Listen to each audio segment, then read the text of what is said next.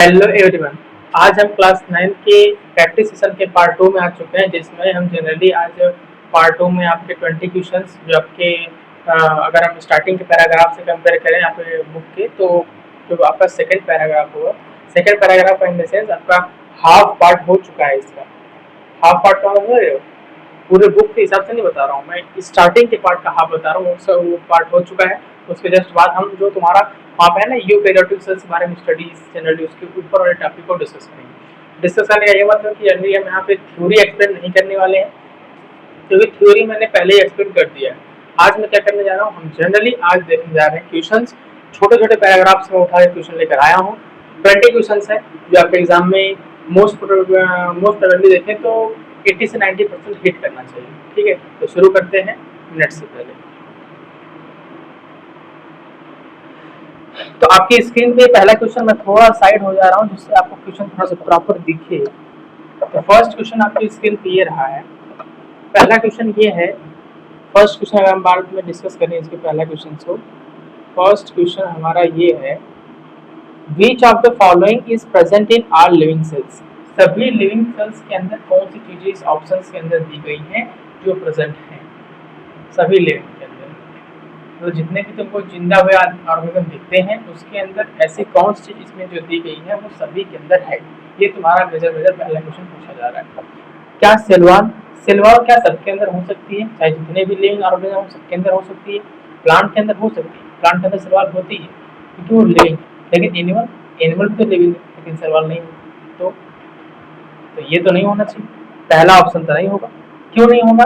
पहला ऑप्शन इसलिए नहीं होगा क्योंकि सभी लिविंग ऑर्गेनिज्म के अंदर सेल वॉल नहीं होती। बैक्टीरिया के अंदर है, प्रोकैरियोटिक्स के अंदर जैसे बैक्टीरिया, माइक्रोप्लाज्मा और क्या बोलते हैं पीपीएलओ, उसे भी बोलते हैं सर, ब्लू ग्रीन अलगी, हाँ दोनों। ठीक है, तो तीन जो मैंने बताया, बैक्टीरिया हो गया तुम्हारे, और तुम्हारे माइक्रोप्लाज्मा और ब्लू ग्रीन अलगी, इनके पास तो अपना खुद का वो होता है, सेल वॉल होती है। लेकिन सारी पीपीएलओ के पास सेल वॉल नहीं होती, पीपीएलओ के पास नहीं होती। जो कि तुम्हारा माइक्रोप्लाज्मा से बोला जाता है, वो आपका एक्स्ट्रा पार्ट है, उसमें ध्यान नहीं देना है आपको। बस इतना ध्यान रखो कि सेल वॉल सबके ऊपर नहीं होती, बॉडी की आउटर कवरिंग सबके ऊपर नहीं होती। ठीक है, पहला तुम्हारा कट जाएगा। दूसरा क्लोरोप्लास्ट, ये भी तुम्हारे प्लांट के अंदर ही मिलता है। और तुम्हारी सेल वॉल, ये भी तुम्हारे पौधे के अंदर ही मिलता है। लार्ज वैक्यूल, ये सब तुम्हारे प्लांट के अंदर मिलता है। ये सेल मेम्ब्रेन तुम्हारी एनिमल के अंदर भी मिलती है और तुम्हारी प्लांट के अंदर मिलती है। ऑप्शन नंबर बी करेक्ट हो जाएगा। इसलिए करेक्ट हो जाएगा कि तुम्हारे प्लांट सेल्स और एनिमल सेल्स दोनों के अंदर तुम्हारी सेल मेम्ब्रेन मिलती है। ऐसा नहीं कि किसी में एक में मिलती है, एक में नहीं मिलती। जिसमें मैंने देखो यहाँ पे प्लांट लिखा है, यहाँ पे प्लांट, यहाँ पे प्लांट, केवल प्लांट में मिलेगा, एनिमल के अंदर नहीं मिलेगा। इसलिए हम बोल सकते हैं कि ये जो तुम्हारा है ये सबके अंदर ये नहीं। पहला क्वेश्चन हो चुका है। क्वेश्चन नंबर सेकेंड, अब bacterial cell is classified as, एक बैक्टीरियल सेल्स को हम कैसे क्लासिफाइड कर सकते हैं? वो यूकैरियोटिक होता है? नहीं, यूकैरियोटिक मतलब प्रोन्यूक्लियस, उसके अंदर प्रोन्यूक्लियस नहीं होता, काट दो। प्रोकैरियोटिक हो सकता है, हाँ प्रोकैरियोटिक हो सकता है, प्रिमिटिव बैक्टीरिया हो सकते हैं, प्रिमिटिव न्यूक्लियस हो सकता है, उसके बाद जो जेनेटिक मटेरियल उसे हम न्यूक्लियोइड बोल सकते हैं। तो ऑप्शन नंबर बी तुम्हारा करेक्ट हो जाएगा। इसका मल्टीसेलुलर नहीं हो सकता क्योंकि इसी से लिंक होता है इसका। ए सेलुलर तुम्हारा वायरसेस हो जाते हैं। ठीक है, ये सेलुलर तुम्हारे क्या हो जाते हैं? वायरसेस। जितने भी तुम्हारे वायरसेस होते हैं ना, वो होते हैं ए सेलुलर। क्या नाम है, उस सेल्स प्रॉपर होती ही नहीं। तो यहाँ पे ये भी गलत हो जाएगा, ये भी गलत हो जाएगा, ऑप्शन नंबर बी से हो जाएगा। Question number third, which structure is absent in prokaryotic cell? ऐसे कौन से स्ट्रक्चर्स हैं इस ऑप्शन के अकॉर्डिंग जो कि प्रोकैरियोटिक सेल्स के अंदर नहीं होते? पहले देखो, राइबोसोम हाँ होता है प्रोटीन सिंथेसिस करने के लिए।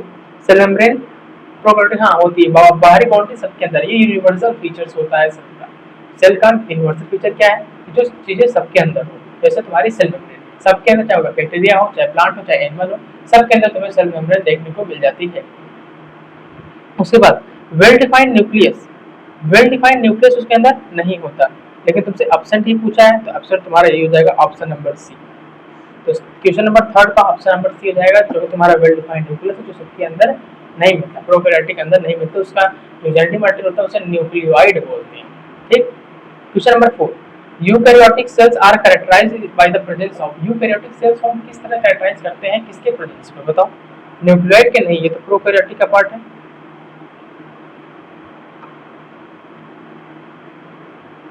ये तो तुम्हारे प्रोकैरियोटिक का पार्ट है, तो ये नहीं होगा। वेल डिफाइंड न्यूक्लियस, हाँ ये होता है यूकैरियोटिक के अंदर, option number B. Option number B हो जाएगा। और जो तुम्हारा कैप्सूल पिलाई है तुम्हारा प्रोकैरियोटिक का पार्ट है, ठीक है। तो क्वेश्चन नंबर 4 का option number B.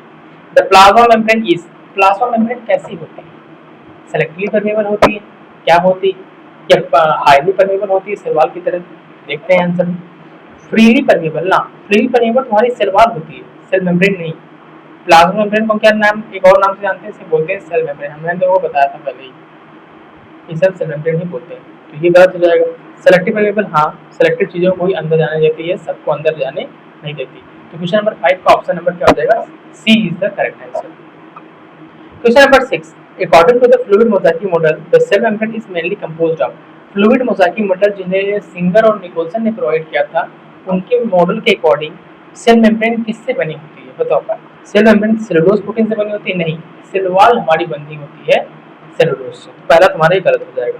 DNA protein नहीं, डीएनए प्रोटीन से नहीं, ये तो जनरल तुम्हारा वो हो गया। डीएनए प्रोटीन का अगर देखोगे तो वायरस जो होता है ना, वायरस जो ए सेलुलर होता है उसके अंदर क्या पाया जाता है? डीएनए प्रोटीन की कोट पाई जाती है और जेनेटिक मटेरियल से पाया जाता है। जनरली इसको प्रेफर कर रहा है। काइटिन तुम्हारे फंगस की होती है, ये भी नहीं होगा। Option number B. लिपिड और फास्फोलिपिड, लिपिड और प्रोटीन से बनी होती है। और लिपिड में भी कौन सी लिपिड? फास्फोलिपिड। और वो फास्फोलिपिड कैसी होती है?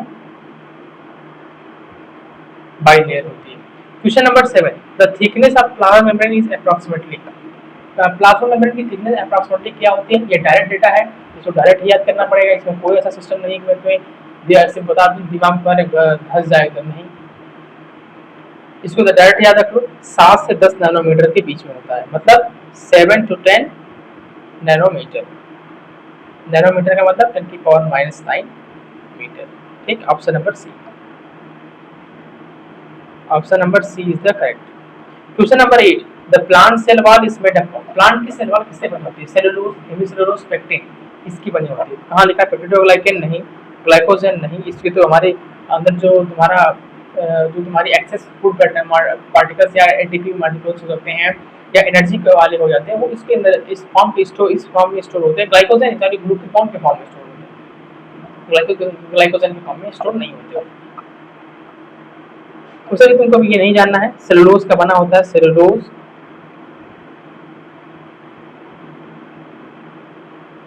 हेमिसेलुलोज और pectin. Option number B is the correct.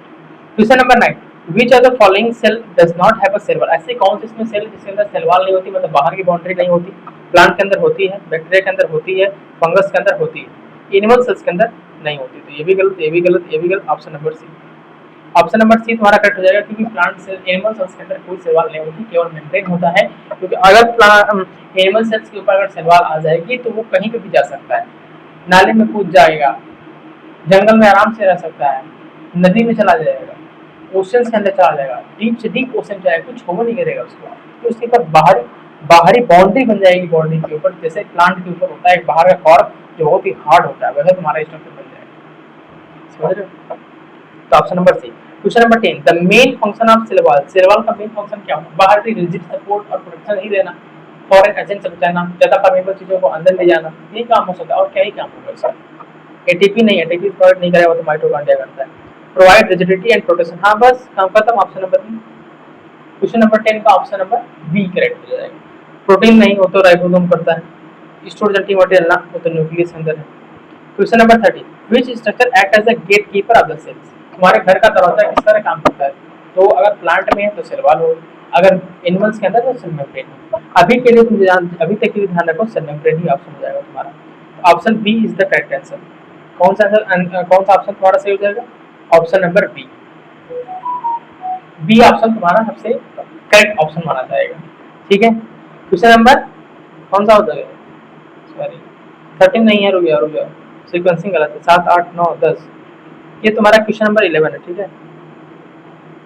Question number 11, question number 12, the genetic material is in the bacterial cell is present in. Genetic material bacteria के अंदर किसके फॉर्म में होता है?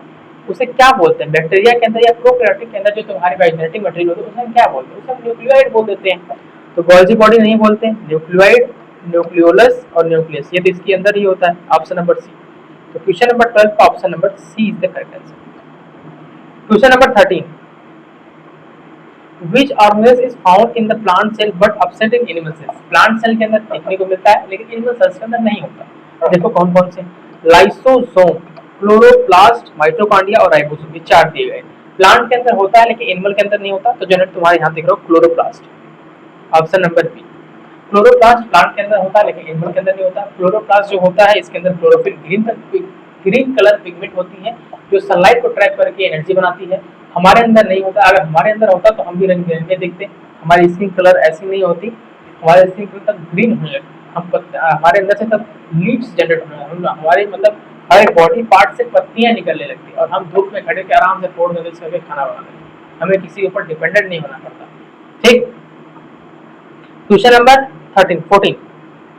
In a concentrated sugar solution, plant cell do not sink because, अगर हम एक plant cells को, कोई प्लांट सेल्स लेकर आए और उसको कॉन्सेंट्रेटेड सोल्यूशन में अगर डाल दोगे तो उसके उसके सेल्स के शेप साइज में कोई इफेक्ट नहीं पड़ता। लेकिन एनिमल सेल्स को अगर हम किसी कंसंट्रेटेड सोल्यूशन कहते हैं जिसमें सॉल्यूट का अमाउंट ज्यादा होता है, सॉल्वेंट का अमाउंट कम होता है। हिंदी में समझो, एक ग्लास ले लो, ग्लास के अंदर 20 ml पानी डाल दो और 1 kg हम उसमें नमक डाल देते हैं।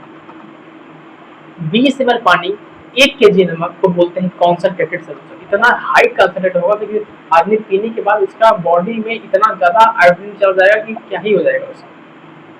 ठीक है, तो इसको कंसंट्रेटेड बोलते हैं। लेकिन अब एक लीटर पानी में 2 चम्मच अगर हम या 2 स्पून अगर हम साल्ट ऐड कर दें तो वो तुम्हारा हो जाएगा डाइल्यूट सोल्यूशन, कंसंट्रेटेड नहीं हुआ, डाइल्यूट हो जाएगा। तो इसका बात कर रहा है कि अगर हम प्लांट सेल को इतनी हाई कंसंट्रेटेड सोल्यूशन के अंदर डाल दें जिसमें बहुत हाई कंसंट्रेशन है सॉल्यूट का, तो क्या होगा कि उससे सेल साइज नहीं बदलती, क्योंकि उसके पास आउटर कवरिंग होता है सेल वॉल, हमारे अंदर सेल वॉल नहीं होता, इसलिए हमारी सेल पिचक जाती है, नॉर्मल सेल पिचक जाती है। सबसे बेस्ट एग्जांपल तुम देखे होगे यहाँ पे, जैसे मार्केट में हम जाते हो तो सब्जियों के ऊपर हमेशा पानी मारते रहते हैं, क्यों? क्योंकि वहाँ पे हम ऑस्मोसिस का प्रोसेस लगाते हैं। क्यों लगाते हैं? क्योंकि क्या होता है, जो बाहर का जो तुम्हारे वेजिटेबल्स हैं जनरली, उसमें होता है ऐसा है कि वो धीरे धीरे सिकुड़ने लगती है, क्योंकि बाहर अमाउंट कम है, वाटर कम है, तो हाई कंसंट्रेशन से लो कंसंट्रेशन एरिया पे ऑस्मोसिस हो जाता है, बाहर का पानी अंदर की तरफ निकल जाएगा, अंदर का पानी बाहर चला जाता है, सब्जियां सिकुड़ने लगती है। उसे ताजा रखने के लिए हम पानी मारते हैं ताकि बाहर का जो वाटर अमाउंट या उसके जो बाहर का टेम्परेचर है जिसमें वाटर मॉलिक्यूल्स का प्रेजेंस होना जरूरी है, तो वो वाला बाहर के वाटर मॉलिक्यूल्स अंदर के वाटर मॉलिक्यूल से बैलेंस हो जाए, इसकी वजह से तुम्हारी सब्जियों को इफेक्ट ना पड़े, इसलिए वो हमेशा पानी मारते रहते हैं। तो तुम्हारा ऑस्मोसिस का सिस्टम है। ठीक है, यहाँ पे क्या है, अगर तुम किसी कंसंट्रेटेड सॉल्यूशंस के अंदर प्लांट सेल को अगर डाल दोगे तो वो पिचकेगा नहीं, उसकी शेप साइज चेंज नहीं होगी, क्योंकि उसके ऊपर एक सेल वॉल होता है आउटर कवरिंग जो उसको एक्सटर्नल एनवायरनमेंट प्रोवाइड कर देता है, बैलेंस रिजिड सपोर्ट प्रोवाइड कर देता है, जिसकी वजह से उसके शेप साइज में कोई वेरिएशंस नहीं आती।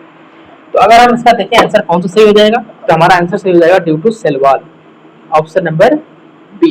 Question number 15, animal cells change shape easily because they, animal cells के अंदर जो सेल्स की शेप होती है आसानी से चेंज होती है क्योंकि दे लैक सेल वॉल, उनके अंदर सेल वॉल नहीं होती है एनिमल सेल के अंदर, लेकिन उनके अंदर सेल मेम्ब्रेन होती है, सेल मेम्ब्रेन तो आराम से चिपक जाएगी, सेलेक्टिवली परमेबल होती है। तो हैव अ क्लोरोप्लास्ट नहीं, like a rigid cell wall हां, ऑप्शन नंबर बी। 15 का ऑप्शन नंबर बी है, क्योंकि यहाँ पे सेल वॉल नहीं हमारे पास एनिमल सेल्स के अंदर, इसलिए हमारी सेल पिचक जाती है, श्रिंक हो जाती है। ठीक है, क्वेश्चन नंबर 16, वायरस। देखो 16 तुम्हारे वायरस पे है, 17 तुम्हारे वायराइड पे है और 18 तुम्हारा प्रायंस पे है। ठीक, मतलब इधर नीचे जितने भी 4-5 क्वेश्चन बचे हैं वो तुम्हारे वायरसेस के ऊपर। तो अगर तुम्हें वायरस का चीजें नहीं ध्यान आ रहा है तो मैं एक छोटा सा बॉक्स बना के बता दे रहा हूँ जिसकी वजह से तुम्हारे आसानी से क्वेश्चन बन जाएंगे। छोटा सा बॉक्स में बताता हूँ, देखो अगर ये वायरस होगा, अगर ये वायरस होगा तो वायरस के ऊपर ऐसा समझो,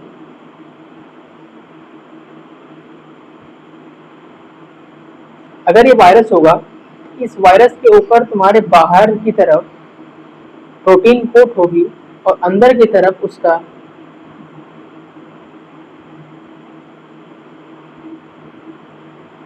जेनेटिक मटेरियल होगा। ठीक है, सही बात है। और अगर हम वायरॉइड की बात करें, वायरॉइड के केस में, तो वायरॉइड में केवल बचता है प्रोटीन कोट, प्रोटीन कोट केवल होती है और इसके अंदर जेनेटिक मटेरियल नहीं होता। और अगर हम प्रायंस की बात करें तो प्रायंस में तुम्हारा मिस फोल्डेड प्रोटीन ही रह जाता है, मतलब प्रोटीन भी हल्का से जाती है, मिस फोल्डेड प्रोटीन और जेनेटिक मटेरियल अभी भी नहीं है इसके अंदर, समझ में आया? वायरस के अंदर प्रोटीन कोड और जेनेटिक मटेरियल दोनों था। वायराइड उसका दूसरा भाई जो था, उसके अंदर प्रोटीन कोड बाहर थी, जेनेटिक मटेरियल नहीं था। प्राइंस अब प्रोटीन कोड में भी चेंज हो गया, हल्का सा मिस फोल्डेड प्रोटीन कोड बची है, उसके बाद खत्म हो जाएगा। तो आओ क्वेश्चन कर लेते हैं। वायरस तुम्हारा क्या है? प्रोकैरियोटिक ना, वो तो ए सेलुलर सेल है। Eukaryotic no no no, acellular infectious agent, option number C. Question number 16 जो तुमसे पूछा है कि वायरस जनरली कैसे होते हैं, तो वायरस तुम्हारे कैसे होते हैं? ए सेलुलर इन्फेक्टस एजेंट होते हैं, ठीक है? ऐसा मत बोलना, मतलब तुमसे कोई पूछा अच्छा बताओ वायरस क्या, बोल रहा वायरस एक सेल है, ये सेलुलर सेल, वो पूरी तरह से सेल भी नहीं है। वायराइड क्या है? Viroid differ from virus because viroid virus से डिफर क्यों? क्योंकि दे लैक जेनेटिक मटेरियल।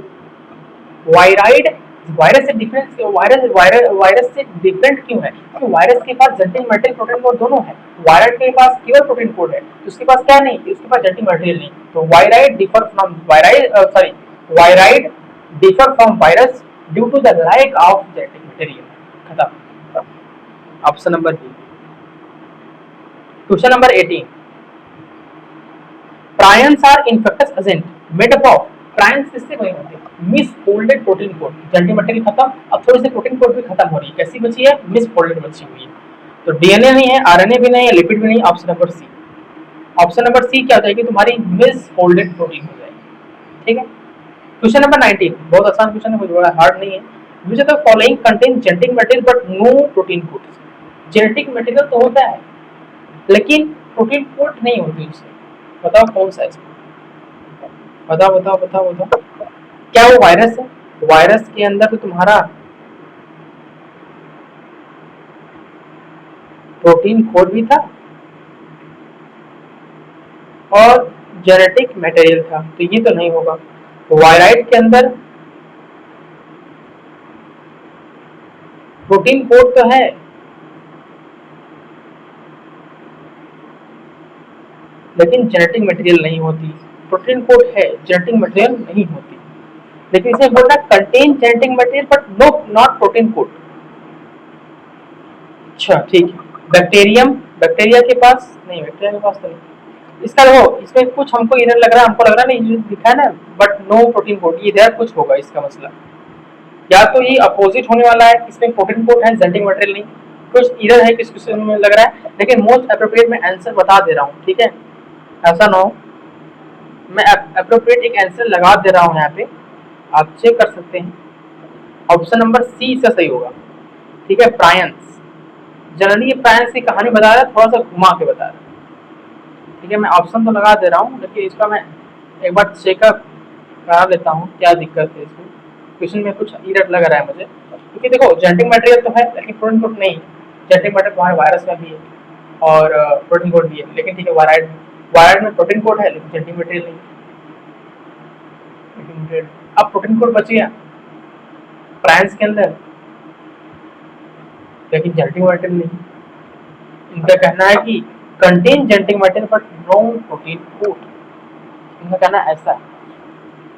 कुछ इधर है लेकिन मोस्ट ऑफ मैं सी लगा दिया हूँ, ठीक है? एक बार हम नेक्स्ट क्लास में चेक कर लेंगे क्या दिक्कत है, हमको लगता है कुछ प्रिंटिंग मिस्टेक हुई है इसमें। क्वेश्चन नंबर 20, बताओ विच of the following is correct में? वायरसेस के अंदर केवल प्रोटीन होती है, गलत। वायराइड्स, वायराइड्स के अंदर प्रोटीन कोड प्रेजेंट होता है, वायराइड, वायराइड के अंदर जेनेटिक मटेरियल नहीं होता, प्रोटीन कोड होता है, हाँ ठीक है ठीक है ठीक है, लेकिन ये एक तरीके, अच्छा ठीक है इसको रख लेते हैं, इसको भी इसको रख लेते हैं, ठीक। Bacterial cell well defined nucleus ना, बैक्टीरियल सेल प्रोकैरियोटिक होती है, वेल डिफाइंड न्यूक्लियस से न्यूक्लियाइड होता है, तो गलत हो गया। अब बचा तुम्हारे पास दो ऑप्शन, या तो वायराइड लगाओ या तो प्रायंस लगाओ।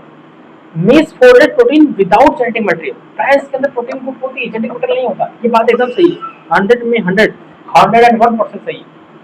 अब तुम कहोगे भाई साहब तो उस हिसाब से मेरा ऊपर वाला भी सही है, क्योंकि वायराइड के अंदर तो प्रोटीन कोड आपने बताया होता है, बस जेनेटिक मटेरियल नहीं होता, लेकिन ये थोड़ा सा इररिलेवेंट इसलिए लग रहा है क्योंकि तो यहाँ पे वनली लगा के खत्म कर दिया, डिफरेंस दिखा दिया है, प्रोटीन कोड प्रेजेंट। लेकिन अगर ये इसको ऐसा भी लिखना चाहिए ना कि प्रोटीन कोड प्रेजेंट, मतलब उसके अंदर प्रोटीन कोड प्रेजेंट है, मतलब कुछ ऐसा रिलेट कर रहा है कि हाँ जेनेटिक मटेरियल भी हो सकता है, ऐसा कुछ उसको अंदर आगे स्टेप लगाना चाहिए था कि protein code present but not genetic materials, मतलब इसके अंदर वायरड के अंदर प्रोटीन कोड होते लेकिन जेनेटिक मटेरियल नहीं होता। ठीक है, उस हिसाब से हमको ऐसा लग रहा है कि ये वाला गलत भी हो जाएगा, ये वाला तुम्हारा ये भी कट जाएगा और मोस्ट अप्रोप्रिएट तुम्हारा सी ही जाएगा, क्योंकि देखो ये पूरा एक्सप्लेन कर रहा है इसके बारे में, क्योंकि अब प्राइंस के बारे में पूरा एक्सप्लेन कर दिया। देखो मिस फोल्डेड प्रोटीन और विदाउट जेनेटिक मटेरियल, इसलिए ये अगर मैं देखो तो अगर ये इन दोनों के बीच में अगर 50-50% के डिवाइडेड किया जाए तो ये तुम्हारा केवल 30% ट्रू है और ये तुम्हारा 70% ट्रू है। अरे सॉरी 70 क्यों बोल रहा हूँ, इसमें पूरी इन्फॉर्मेशन दी गई है ना, 70 कैसे हो जाएगा? ये तुम्हारा मान के चलो 90% सही है और ये तुम्हारा 10% क्योंकि आधी जानकारी दिया गया है, यहाँ पे 90%, तो मोस्ट अप्रोप्रिएट हम 90% ही लगाएंगे। तो ऐसा भी दिमाग तुम्हारा वहाँ पर चलना चाहिए, नहीं तो बहुत दिमाग वहाँ ऐसे नहीं चलाओगे तो मोस्ट अप्रोप्रिएट की जगह कुछ और ही मार के आ जाओगे आंसर, तो तुम्हारा आंसर क्या हो जाएगा, मिनिमाइज हो जाएगा, घट जाएगा, माइनस में चला जाएगा। ठीक है, तो ये रहा हमारा छोटा सा सेशन जिसमें हमने बायोलॉजी की क्लास 9 बायोलॉजी जो basic building of life practice session second है, उसमें हम ओवरऑल हम चैप्टर के हाफ पार्ट में पहुंच चुके हैं और कुछ पार्ट अगर आ गए जैसे तुम्हारा अलग अलग जो तुम्हारे सेल ऑर्गेन्स है उसके बारे में डिस्कशन और तुम्हारी माइटोसिस मियोसिस और सेल थ्योरी लास्ट पार्ट, इसमें ट्यूमर सेल्स और कैंसर सेल्स में डिफरेंस, बस खत्म चैप्टर। एनसीईआरटी मैंने डिस्कस कर दिया है, मैक्सिमम 2 पार्ट और लगेंगे इसमें, तुम्हारा पूरा प्रैक्टिस सेशन भी कहानी खत्म। उसके बाद हम चलेंगे एटमॉस्फेयर एंड क्लाइमेट पे, तब वहाँ से स्टार्ट करेंगे उसका पार्ट सेकंड, क्योंकि एटमॉस्फेयर क्लाइमेट जो तुम्हारा ज्योग्राफी का एटमॉस्फेयर एंड क्लाइमेट पार्ट है चैप्टर है, तो उसमें पार्ट फर्स्ट मैंने करा दिया और उससे क्वेश्चन भी करा दिए, लेकिन पार्ट सेकंड मैंने अभी नहीं बनाया। पार्ट सेकंड में क्या तुम्हारे जितने भी लेयर्स ऑफ एटमॉस्फेयर है उनकी टेम्परेचर को बताना है, तो अभी मैंने नहीं क्या केवल वहां तक बताया हूँ कि temperature of various amount of gases या layer of gases present in our earth atmosphere, हमारे पृथ्वी जो हमारे अर्थ एटमॉस्फेयर उसमें जितने भी वेरियस अमाउंट ऑफ गैसेस उनके बारे में वहां तक बताया है और उस पर मैंने क्वेश्चन किए। ठीक है, 20 या 30 क्वेश्चन कर लिए। ठीक है, उसके बाद वाला पार्ट हम पार्ट सेकंड में देखेंगे, उससे पहले हम इसको पहले बायोलॉजी कंप्लीट कर देंगे फर्स्ट चैप्टर का, 2 पार्ट और लगेगा, कुछ प्रैक्टिस खत्म कर देंगे, उसके बाद उस पर चलेंगे। ठीक है, तो मिलते हैं किसी नेक्स्ट वीडियो में नेक्स्ट सेशन का, तब तक के लिए ओके बाय, थैंक यू, जय हिंद, जय